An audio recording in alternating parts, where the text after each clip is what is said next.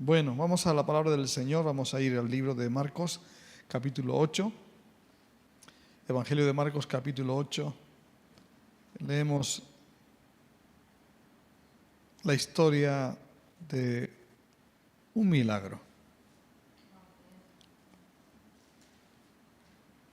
Marcos, Evangelio de Marcos, capítulo 8, versículo 22, leemos hasta el 26.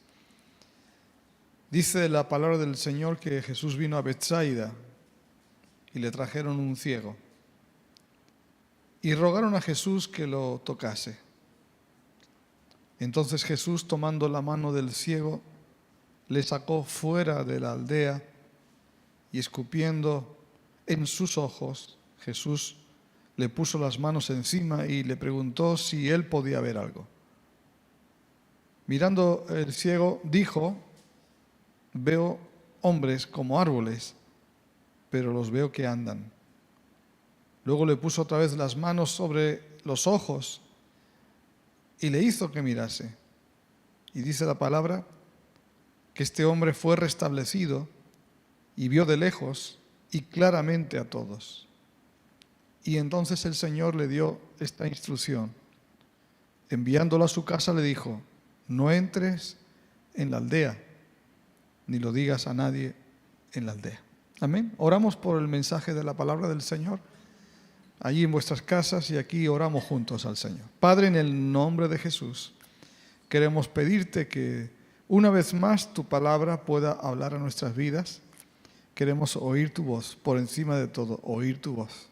Y Señor, sometemos a ti nuestras emociones, nuestros pensamientos.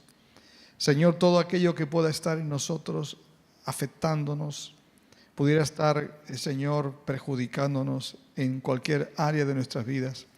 No queremos, Señor, que nada impida que nuestros oídos estén atentos a tu voz.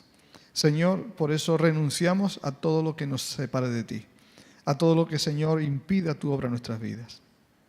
Hoy, Señor, pedimos una vez más que tu Espíritu Santo, Señor, se manifieste en nosotros. Venga tu palabra, Señor, y seas tú quien hables a nuestros corazones. Padre, y te daremos a ti la gloria y la honra por lo bueno que eres en nosotros y por lo que tú siempre harás, porque tú eres Dios grande en maravillas. ¿Cuántos dicen amén? Amén. Ahora le voy a dar la oportunidad para que digan un amén un poquito más pentecostal. ¿Cuántos dicen amén? Amén. Eso es. No porque yo sea maniático, que no soy fanático, pero a veces ese amén es bueno liberarlo. Y yo quiero compartiros algo que tiene que ver con la incredulidad. Algunos definen la incredulidad, y yo también lo defino así, como la madre de todos los pecados. O sea, la incredulidad en realidad es un espíritu, no es una idea. La incredulidad no es una idea, es un espíritu que cuando atrapa las mentes, la vida de las personas, el propósito final es destruir sus vidas, es separarnos de Dios. Y la incredulidad, en su fase final, lo que provoca es ceguera. Y esa ceguera es lo que hace que de pronto nuestras vidas cambie nuestro entorno, cambie el ambiente, transforme una realidad que un día fue de luz y puede volver a pasar a tinieblas. Al hablar de Betsaida nos estamos refiriendo a una ciudad que fue muy bendecida, porque Betsaida es una ciudad en la que Jesús hizo milagros, de donde vinieron algunos apóstoles muy importantes, como el caso de Felipe, Andrés, Pedro, principales apóstoles, gente realmente relevante. En Betsaida Jesús hizo milagros. Cerca de ahí caminó sobre las aguas. Cerca de ahí también hizo la multiplicación de los alimentos, los peces, el pan. ¿Cuántas cosas no hizo Jesús en Betsaida? Lugar de milagros, lugar de bendición. Pero sin embargo hay un cambio de escenario, algo ocurre, porque luego se habla de Betsaida y de Corazín como un lugar en el que algo pasó ahí. Jesús dice: si en Tiro y en Sidón, eso lo refiere en Mateo capítulo 11, versículo 20 y 21, dice: si en Tiro y en Sidón se hubiesen hecho los milagros que se hicieron en vosotras, tiempo habría para que hubiesen arrepentido. Es decir, que hay momentos en la historia donde Dios en ciertos lugares opera milagros, en ciertos lugares ha obrado grandes acontecimientos, Dios ha hecho grandes maravillas y ahora son desiertos espirituales. Yo solo decía en la tierra de Drisia, por ejemplo. Drisia viene del norte de África. Todo el norte de África, todo el Rif, todo lo que es la cuenca mediterránea, era un lugar donde el cristianismo se expandió, donde el cristianismo fue protagonista de verdaderas transformaciones. Dios hizo milagros tremendos, pero hoy, ¿dónde está el cristianismo en el norte de África? Es un cristianismo que sí está, existe en Marruecos, existe en Argelia, pero no es lo que era antes. Y si no, hablamos de Europa. Europa que en su tiempo fue la cuna de misioneros, que fueron por todas partes del mundo, hacia Asia, hacia África, hacia el continente americano. Y sin embargo, hoy, ¿qué es Europa? Es un lugar con dificultad, un lugar de desierto espiritual, un lugar realmente difícil para el Evangelio. Cuesta creer. La gente lucha por mantener su fe en Dios. Yo estaba en el día de esta semana, estuvimos, bueno, yo estuve en dos partes, estuvimos en Alicante acompañando a ciertas actividades que teníamos allí el día martes, y luego estuve en Extremadura. Y estando el día sábado, ya antes de venir para acá, con el pastor Marcio, estábamos en el centro de la ciudad de Mérida, ciudad romana, Emérita Augusta, una ciudad dentro de la península ibérica, de los lugares que más ruinas romanas hay. Puedes ver vestigios ahí de esa civilización interesante. La ciudad de Emérita Augusta fue fundada antes del nacimiento de Jesús, casi con 30 años antes del nacimiento de Jesús. O sea, es una ciudad histórica, con mucho para aprender. Y estando en el centro, él me invitó a comer unos churritos. Los churros extremeños son muy ricos. Y fuimos a comer unos churritos ahí en la plaza del pueblo. Y justo allí, pues había como una plataforma de cemento que estaba cerrado. Dice, aquí había antes una casa, la derribaron y empezaron a excavar y encontraron un aljibe. Y justo en el aljibe había un acceso que comunicaba con otro lugar que ahora es un museo. Y ahí encontraron algo que es único en toda la península ibérica. Y han decidido taparlo hasta explorarlo y trabajarlo para ver qué hacerlo, para que nadie lo toque. Lo han vuelto a tapar, ¿no? Está como es una losa de cemento y no han podido construir ahí porque se ha descubierto una ruina romana. Y ahí lo que han descubierto es que ese aljibe había como un acceso que llevaba hasta la parte más inferior de esa construcción romana y era una casa culto. Era una de esas, porque antiguamente, en los tiempos del Imperio Romano, no existían los templos. Los cristianos se reunían en casas. Y esa era una de las casas culto, porque además había símbolos del cristianismo. El ancla, el pez, aparecía ahí en esa casa. Eso hablo del siglo II. Ya en el siglo II había cristianos en la península ibérica y concretamente en Emérita Augusta, en ese lugar de Mérida. Y ahí es donde, bueno, hoy Santa Eulalia es la patrona de Mérida y de otros lugares, pero Eulalia realmente fue una de las primeras mártires del cristianismo ahí en esa región. ¿Qué quiero decir con eso? Porque yo pensaba, digo, bueno, aquí hubo cristianismo, aquí hubo algo que Dios hizo, aquí ocurrían milagros, porque la gente daba su vida por el Evangelio. En ese circo romano, muchos cristianos fueron ya asesinados. Quiere decir que el cristianismo llegó aquí a principio, con los albores del cristianismo, la península ibérica fue tocada. Hoy, yo preguntaba en esos momentos, todo está en ruinas y hay un peso en la ciudad terrible de incredulidad. Algo que hace que a la gente le cueste creer. Y eso tiene que ver con una losa, es como un ambiente que pesa en las mentes, que hace que la gente pueda creer en Dios. Betsaida es como esa aldea donde realmente tenía dificultad la gente para creer en Dios. Y es curioso porque ahí nos encontramos con uno de los relatos que nos enseña acerca de la necesidad de tener que darnos cuenta que en ciertos momentos, en ciertos instantes de nuestra vida, tenemos que estar muy alertas, porque no importa cuántos milagros puede haber hecho Dios en nuestra vida en el pasado, no importa cuántas cosas Dios puede haber hecho en nosotros, tu historia, tu relación con Dios, por muy hermosa que haya sido en el pasado, no te libra de la influencia de la incredulidad. La incredulidad te puede atrapar a ti y a mí en cualquier instante, porque es un espíritu que está en este mundo. Este espíritu es el que operó en los primeros padres, en Eva y en Adán, porque lo que hace la incredulidad es poner en duda la palabra de Dios. Lo que hace la incredulidad es poner en entredicho lo que Dios declara.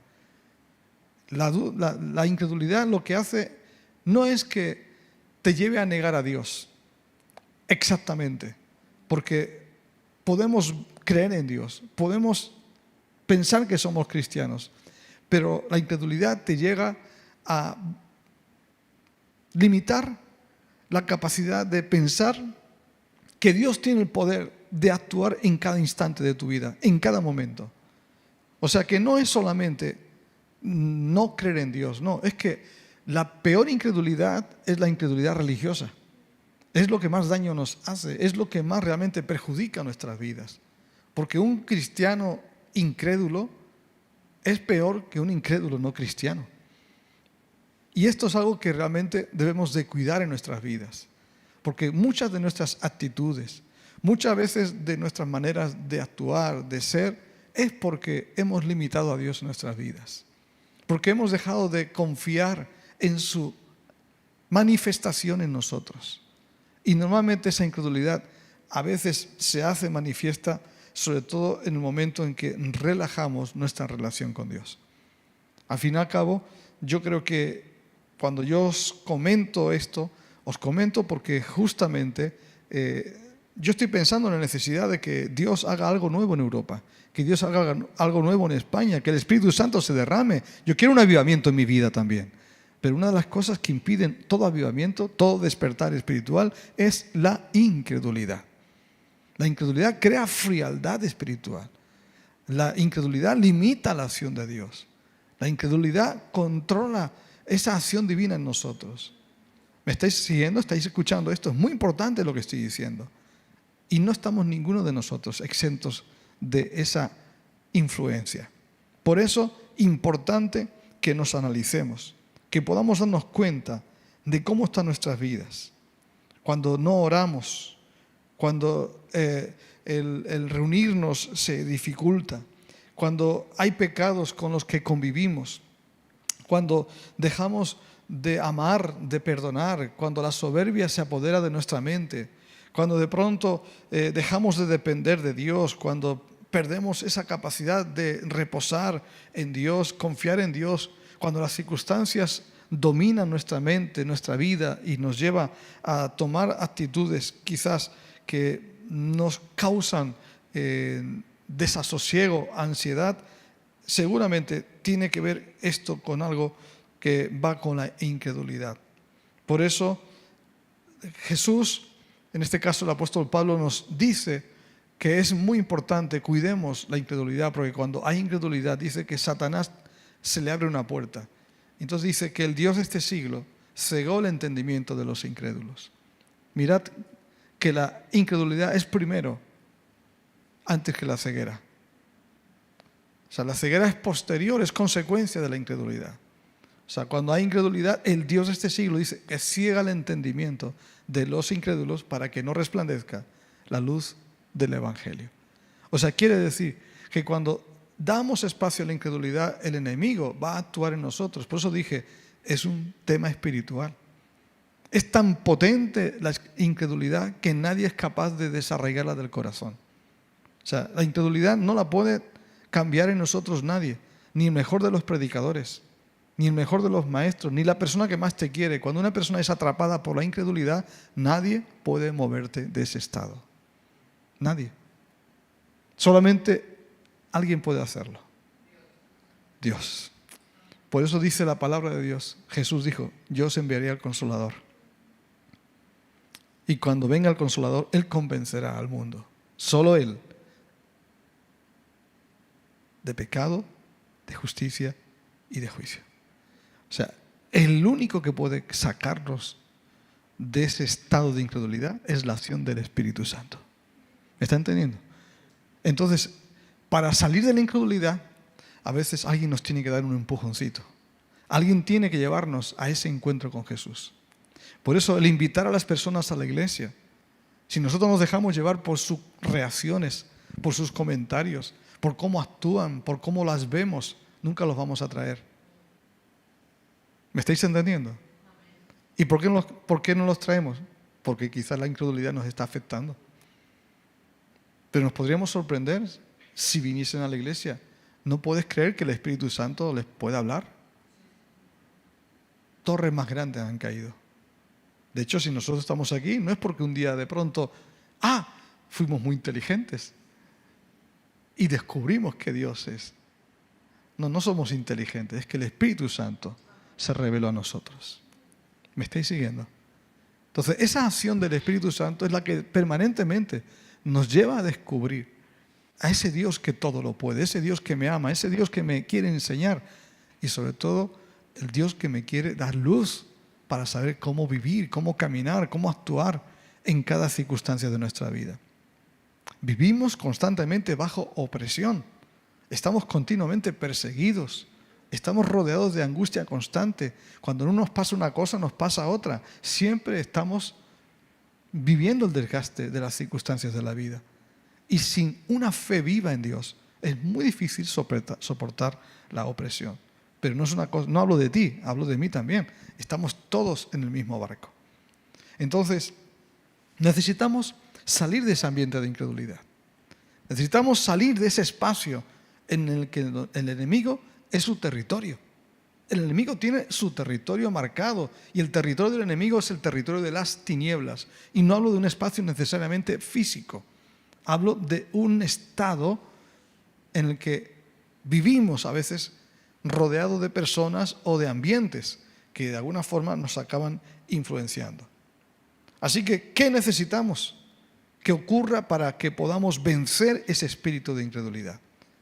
¿Qué necesitamos que ocurra para que de pronto esos atisbos, esas influencias espirituales que vienen a traer a nuestra mente esa tendencia a la incredulidad, que se traduce en desánimo, que se traduce en desidia, en desgana, en lo que todos estamos luchando constantemente con todo eso?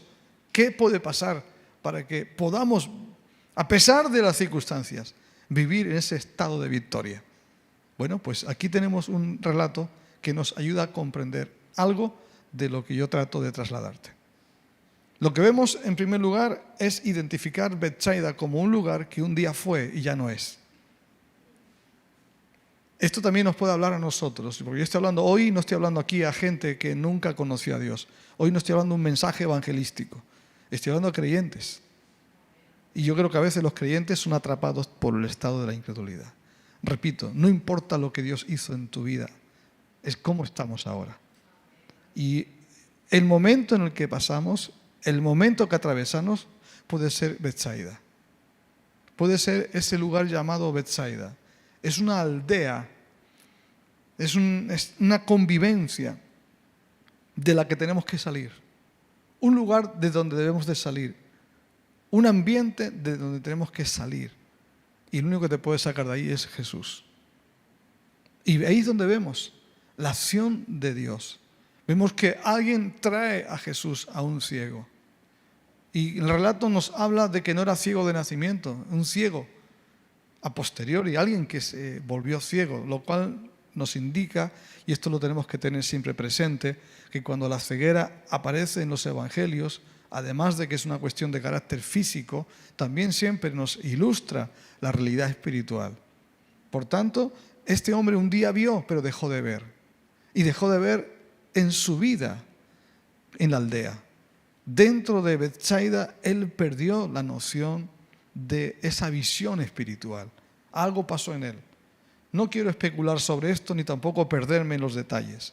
Solo quiero que lleguemos al punto donde hay momentos donde necesitamos salir de ese estado que impide que Dios siga obrando milagros, porque donde hay incredulidad, Dios no puede obrar. Es una limitación al Espíritu Santo. Aun cuando Dios quisiera actuar, no puede actuar, porque en nosotros hay la duda, en nosotros no está el convencimiento, no está la seguridad de que Dios pueda actuar. Yo no sé en qué momento estamos atravesando, no sé cuáles son tus circunstancias, pero si dudas de que Dios puede cambiar algo en tu vida, si dudas de que Dios puede actuar en tus circunstancias, en esa duda abre el espacio a que seas arrastrada o arrastrado hacia un estado en el que Dios no puede obrar, pero no porque no quiera, sino porque Dios está sujeto a nuestra voluntad. Esto a veces nos cuesta aceptarlo, porque pensamos que Dios podría hacerlo siempre. Dios lo puede hacer, pero Dios nos ha hecho con capacidad de decidir. Así que en esta mañana, mi pregunta para ti es, ¿esa aldea te está influenciando? ¿Betsaida está afectando tu mente? Porque seguramente la incredulidad va a poner un prisma en tus ojos. Y ese prisma te va a hacer ver las cosas de diferente manera, en blanco y negro. De forma que la incredulidad te va a hacer que veas a tu propia familia de una manera muy diferente. Me veas a mí diferente. Analizas las cosas desde la perspectiva no de la fe, sino de la incredulidad. Es la incredulidad incluso lo que puede impedir que este mensaje llegue a ti como de parte de Dios. Pero no por ser yo, cualquiera que se ponga aquí. Cuando estamos condicionados por la incredulidad, limitamos la capacidad del Espíritu Santo en nuestras vidas. O estamos condicionando. ¿Me estáis siguiendo? Decidme la verdad. ¿No a veces no nos pasa esto? ¿No dejamos que a veces la duda nos ataque? A todos nos pasa. Nos queda por delante un largo camino por recorrer. Nos queda a todos por delante un largo camino por recorrer. Y ese camino que nos toca por recorrer pasa con un montón de luchas. Pero la mayor lucha, créeme, que la mayor lucha no tiene que ver exactamente con lo que está ahí fuera. No tiene que ver nada con lo que está ahí fuera. La mayor lucha que podamos vivir es la que nosotros luchamos en nuestras mentes. Es la batalla que podemos vivir en nuestros corazones. Eso es importantísimo que lo tengamos en consideración. Por eso necesitamos vivir una mudanza, un cambio. Dice la palabra de Dios, y esto me llama la atención, en el libro de Filipenses, o Colosenses capítulo 1, versículo 13, ahí se habla de algo muy interesante, hablando de la acción del Señor. En Colosenses capítulo 1, dice que, versículo 9 al 14, dice, 9 en adelante, leemos hasta 14, porque creo que es interesante que podamos darle a la palabra del Señor su lugar. Dice que por lo cual también nosotros, desde el día que lo oímos, no cesamos de orar por vosotros y de pedir que seáis llenos del conocimiento. Fíjate, que seáis llenos del conocimiento de su voluntad en toda sabiduría. ¿Y qué dice más? Inteligencia espiritual. Fijaos, sabiduría e inteligencia espiritual. O sea, no se habla de una sabiduría cognitiva, humana, sino que aquí se está hablando de algo que tiene que ver con la revelación. O sea, si nosotros vamos a conocer la voluntad de Dios, es porque recibimos una sabiduría y una inteligencia de carácter espiritual. De hecho, la mayor lucha que tenemos nosotros y las gentes es tratar de entender a Dios desde la perspectiva meramente humana. Y esto es lo que dificulta que la gente se acerque a Dios, porque no comprenden a Dios. Hay un rechazo natural en las personas, porque tratamos de procesar a Dios a través de nuestra mente. Entonces, para descubrir a Dios hace falta una acción espiritual, y es el Espíritu Santo que trae esa dimensión que nos permite descubrir a Dios. Por eso dice, traer la capacidad de toda sabiduría, inteligencia espiritual para que andéis, y por eso lo quiero leer despacio para que la palabra la digeramos. Y tienes que leer la palabra conmigo. No solo me escuches, acompáñame, por eso di la cita, para que me acompañes. Para que andéis. Dice, ¿en qué? Como es digno del Señor, agradándole en todo, llevando fruto en toda buena obra y creciendo en el conocimiento de Dios, fortalecidos con todo poder, conforme a la potencia de su gloria, para toda paciencia y longanimidad, con gozo, dando gracias al Padre que nos hizo aptos para participar de la herencia de los santos en luz. O sea, tenemos una herencia que nos está esperando. Y esa herencia no la podemos disfrutar en tanto la incredulidad atrapa nuestras mentes. O sea, lo que peor pudiera pasarnos es que siendo hijos de un padre rico vivamos como miserables. Y esa miseria nos atrapa constantemente. Por eso, al no tener esa sabiduría, no tener esa capacidad de ver con la luz del Señor, estamos muy limitados. Estamos muy sujetos a lo que las circunstancias determinan. O sea, que la agenda de nuestra vida la va a marcar esa falta de sabiduría y de inteligencia espiritual. Lo que es lo mismo por la incredulidad.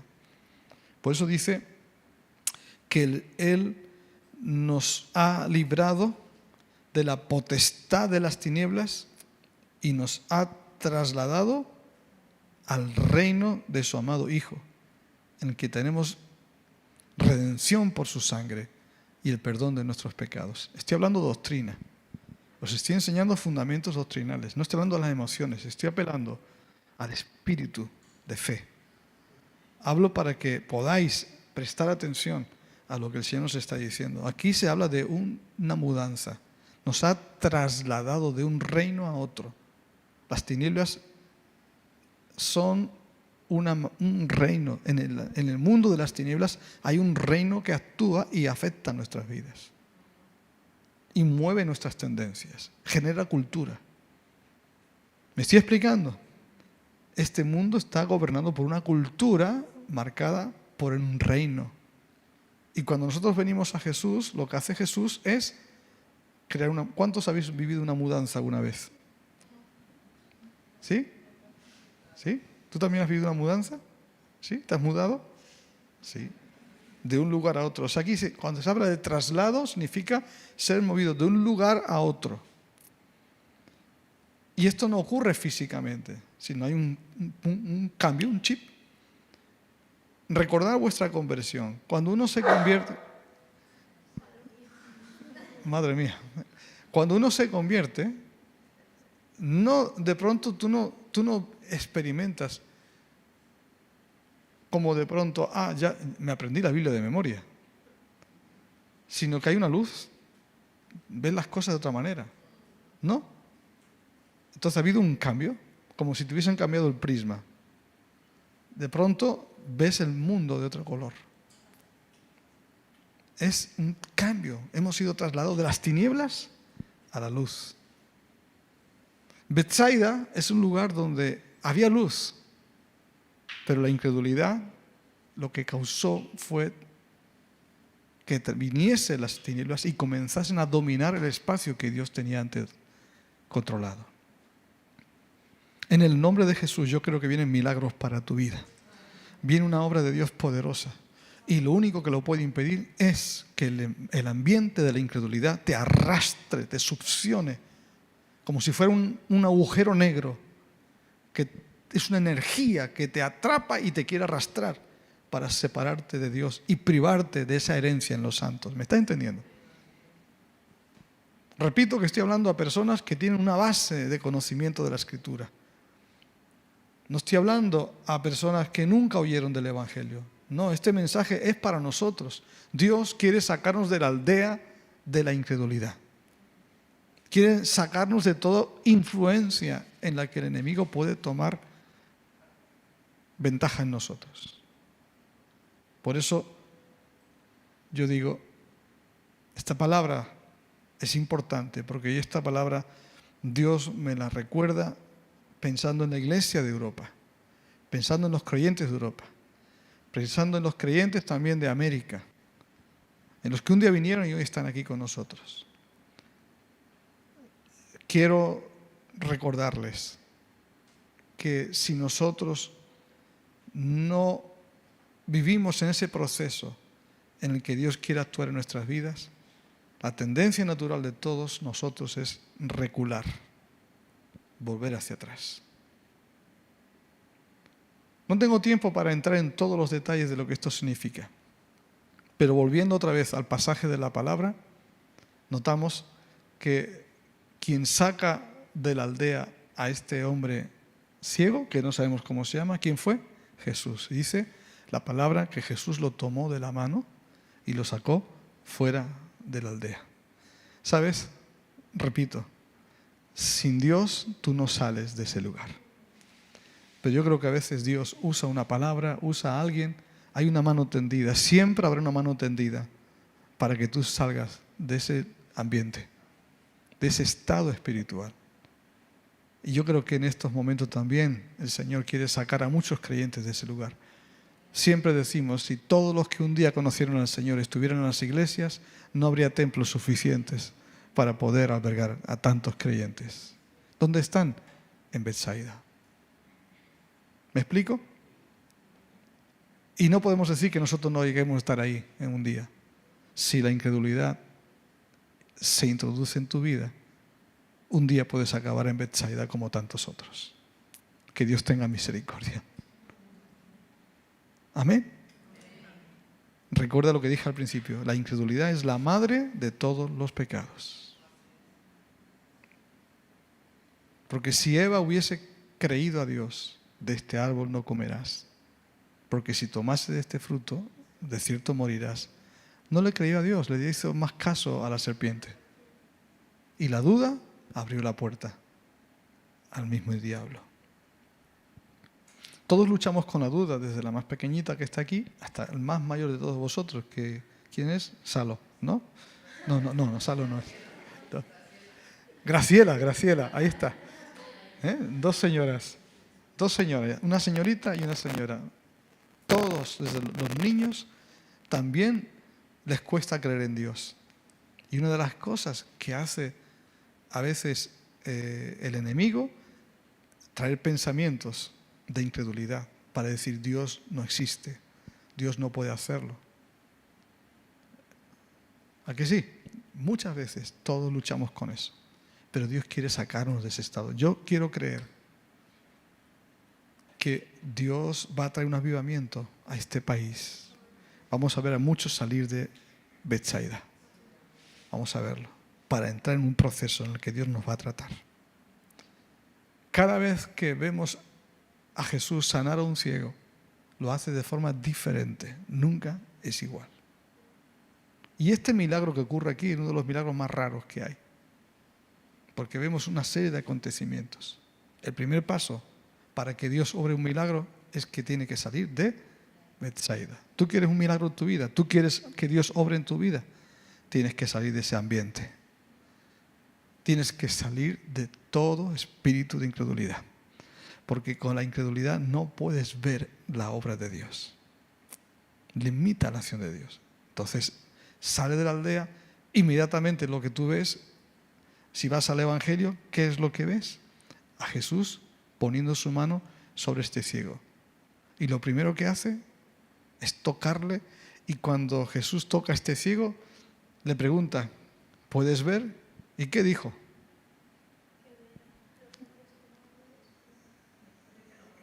Que veía a los hombres como árboles.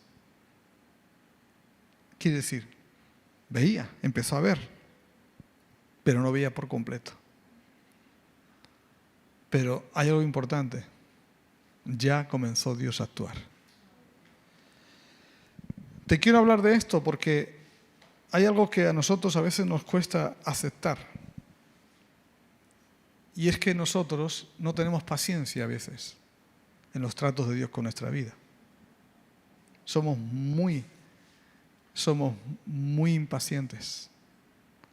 Y cuando queremos que Dios obre ya. ¿Y sabes qué es lo que nos ocurre? Que cuando Dios comienza a obrar, tenemos la tendencia de hacer énfasis en ver el vaso medio vacío. Entonces veo a los hombres que andan como árboles. Entonces, eso tiene un doble mensaje. Puedes decir, en términos negativos, que Dios no lo ha hecho bien. O puedes decir, en términos positivos, decir, empiezo a ver. Porque de no ver nada a ver los hombres que se parecen como árboles, hay una gran diferencia, ¿no? ¿Qué prefieres, no ver o ver los hombres que parecen árboles? ¿Sí o no? Pero nosotros lo queremos ver todo ya. Y cuando no lo vemos todo ya, ¿qué comienza a ocurrir?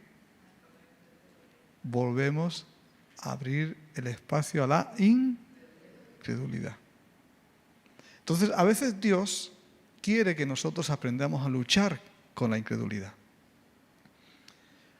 Y a veces Él actúa en nosotros de manera progresiva.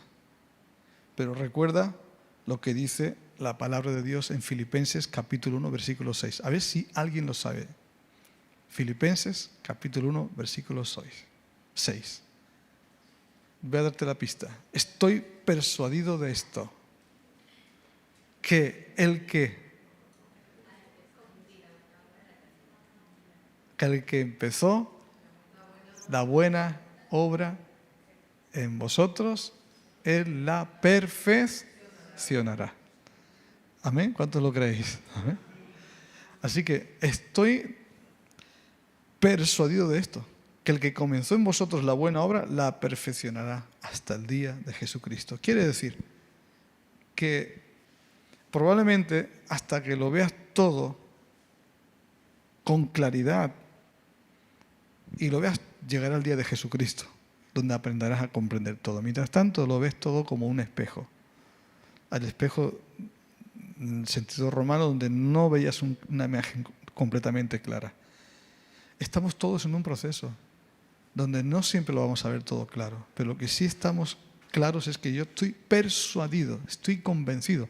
Aquí no hay duda, no hay incredulidad. Cuando alguien está persuadido de algo, es que a pesar de que todo no lo veo claro, no significa que Dios no esté obrando.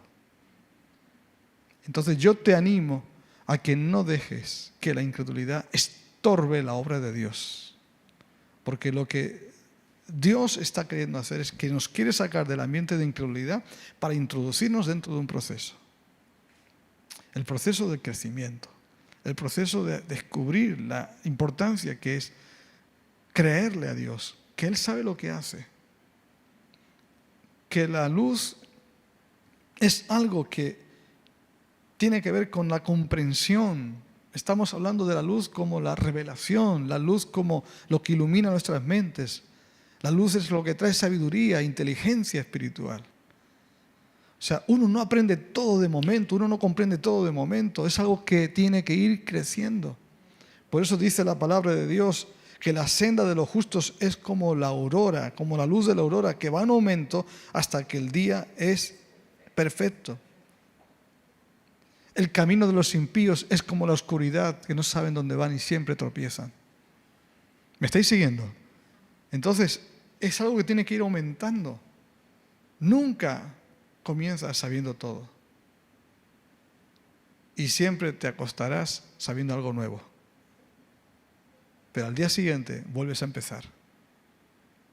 La incredulidad te impide ver el proceso, vivir el crecimiento, el desarrollo. Así que quizás no te ves del todo como tú quisieras verte. ¿Cuántos se ven imperfectos? Imperfectos. Tú levante la mano. ¿Tú también? ¿Tú eres imperfecta? No sabes, bueno. Es la más sincera de todos. Bueno, no somos... Yo me miro y digo, aún queda trabajo. ¿Cuántos saben que Dios tiene trabajo con ellos todavía?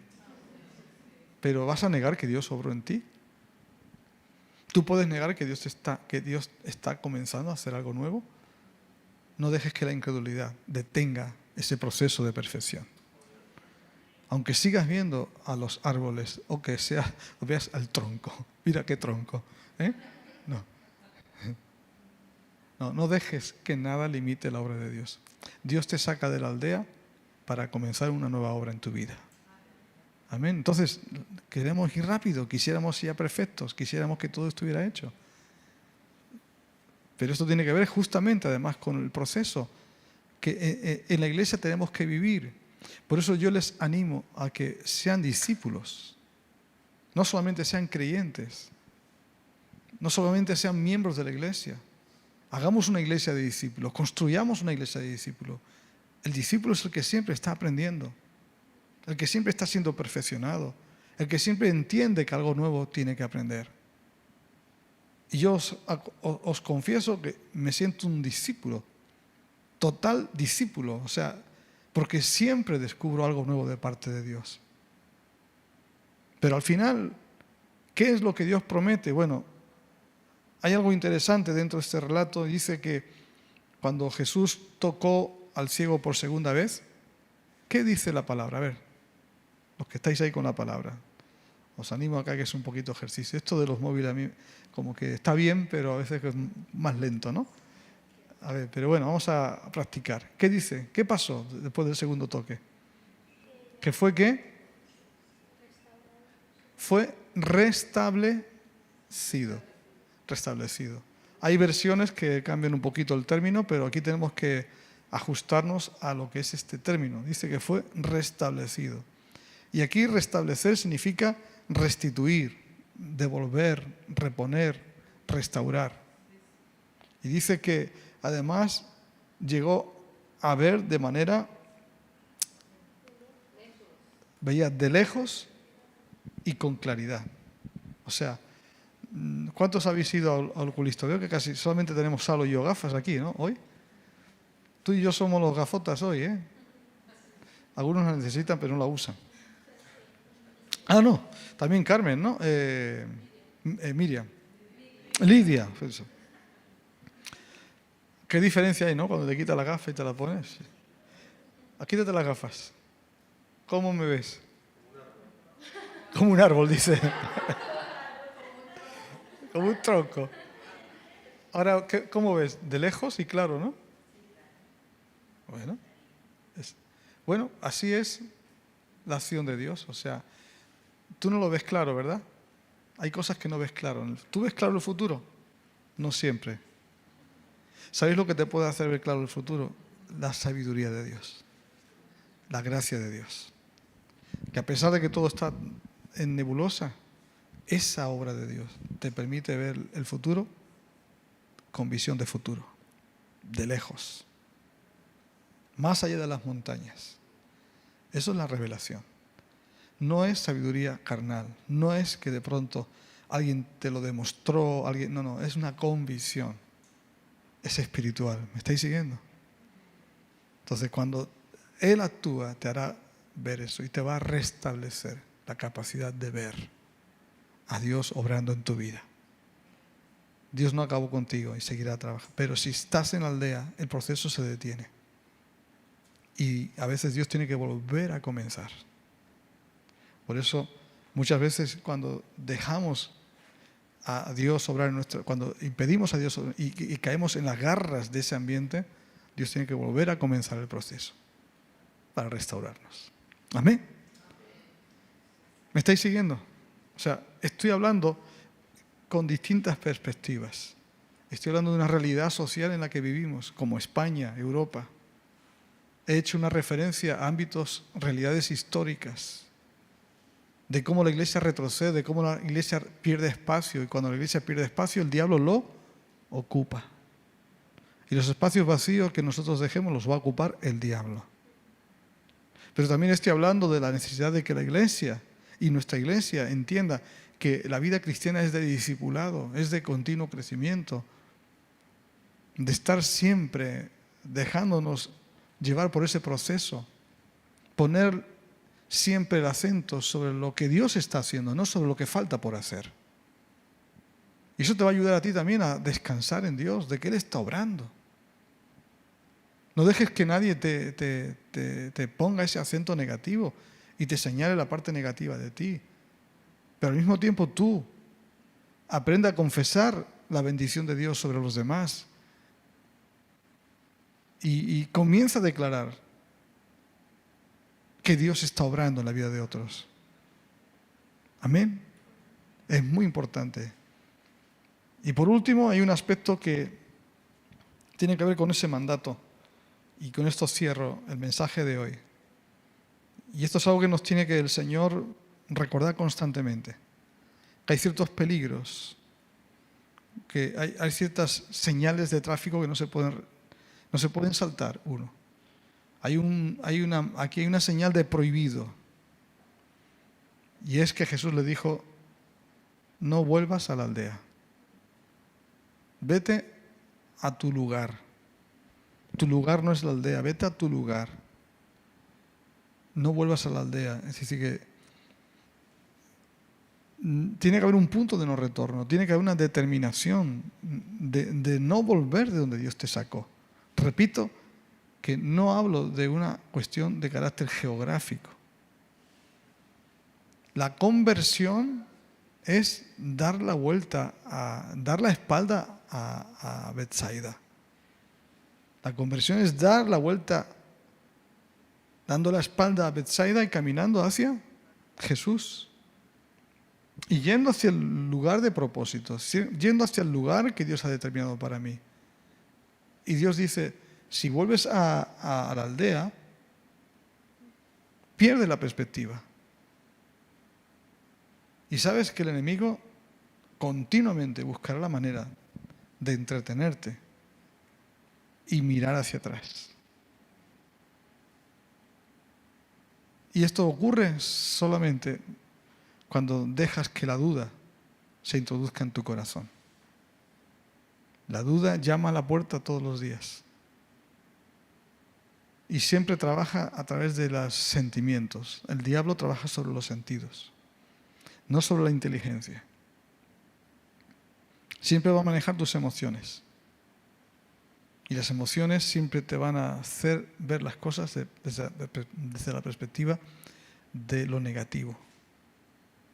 El cansancio, el hastío, tantas cosas que nosotros pueden causarnos ese cuestionamiento a la obra de Dios. Por eso hoy Dios nos dice, yo he decidido seguir a Cristo y no vuelvo atrás. Por eso os llamo a este compromiso radical con el Evangelio. Compromiso radical con el Evangelio. Compromiso claro para permitir a Dios que lo que Él ha comenzado en ti no cese. No vuelvas a la aldea. Permite al Señor que siga haciendo su obra en ti. Deja que Dios siga haciendo su obra en nosotros. En el nombre de Jesús, amén. Entonces, esta mañana os dejo esta palabra con el propósito de que podamos dejar que Dios siga restituyéndonos, siga perfeccionándonos, siga trabajando en nosotros. Que podamos creer que la obra de Dios se va a consumar. Que podamos soñar con la bendición que tenemos de tener la posibilidad de disfrutar de la presencia del Espíritu Santo. Que seamos capaces de pensar de que mucha gente que a lo mejor vemos que no cambia, si logramos ayudarles a venir a Jesús, Él los va a tomar de la mano y los va a sacar de la aldea. Lo que tú no puedes hacer, Dios lo puede hacer en un instante. Amén. Estemos listos para creer que Dios puede transformar las vidas de cualquiera que ponga sus manos en las manos del Señor. Amén. ¿Estamos unidos en esto? Amén. Vamos a orar por esta palabra. Vamos a orar por este mensaje.